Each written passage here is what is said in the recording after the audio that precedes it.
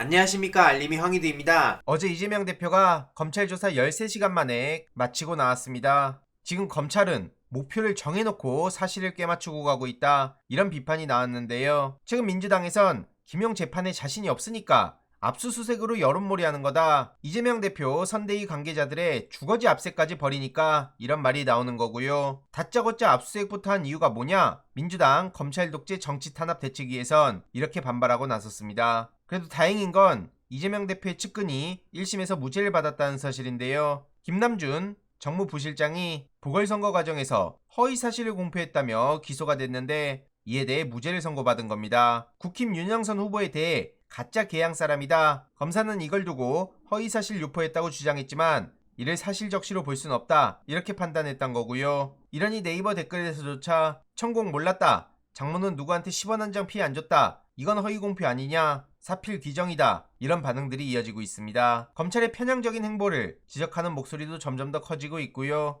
방금 전 이동관 아들의 1학년 담임교사가 등장했습니다. 한마디로 이동관 씨가 아들이 1학년 때 이미 화해했다, 이런 주장하는 거에 동의할 수 없다고 반박에 나선 거죠. 언론의 이 후보자 아들의 담임교사였다는 사실을 밝힌 건 처음이고요. 지금 이동관 씨의 주장은 전혀 받아들일 수 없다, 피해 학생들로부터 진술서를 받고 상담한 장본인이라고 하죠. 이동관 씨는 뻔뻔하게 이미 피해 학생들과 화해를 했다, 그러면서 자녀의 학폭 문제를 그냥 덮고 넘어가려 했는데요. 이를 두고 맥락이 제거된 사실만 말하고 있다, 상담하러 온 아이들은 굉장히 고통스러워하고 있었다, 이렇게 주장했습니다. 무엇보다 정말 심각한 폭력이 없었으면 왜 아들이 전학을 갔겠냐, 만약 서울대생한테 너 잘못했으니까 그만둬 라고 하면 그냥 나가겠냐, 당시 하나고의 상징성은 어마어마했다, 이렇게 꼬집기도 했죠.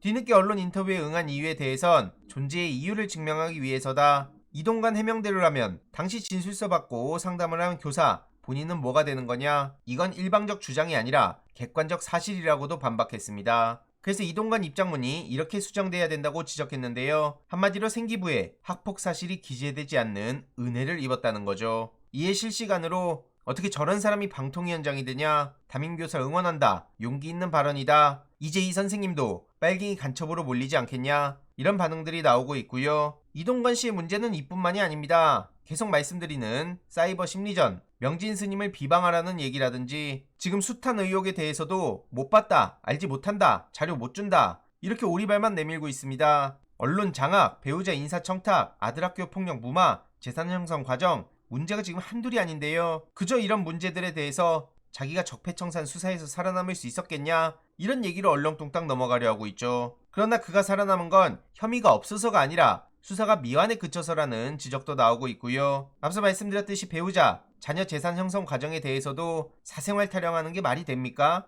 그래서 자녀 3명에 대한 증여 내역 답변도 제대로 하고 있지도 않습니다. 최근 조선일보 문제 보도 문건 작성만 시인했는데 한마디로 이것도 언론 현황을 파악하려고 모니터링한 것뿐이다, 이런 입장을 보인 겁니다. 저래놓고 YTN에서 방송사고가 나니까 임직원들을 바로 형사고소하고요, 3억 원의 손해배상 청구 소송도 제기하는데 전형적인 내로남불입니다. 이런 상황을 두고 장경태 의원은 이동관 청문회는 종합선물세트다, 언론 장악, 고문기술자의 부활이다. 아무튼 오늘 이동관 청문회가 열리는데 언론 장악, 학폭 의혹을 검증한다고 합니다. 하지만 뭔 자료를 내야 검증이 되죠. 절대 그냥 넘어갈 수 없고요.